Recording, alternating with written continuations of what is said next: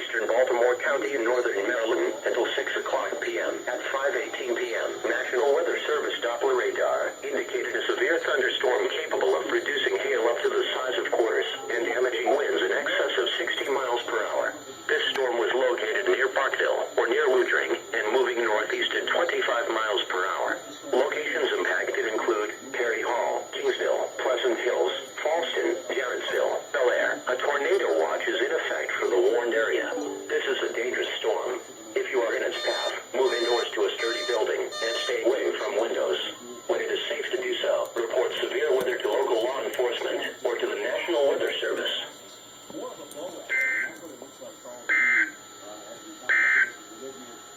Now for the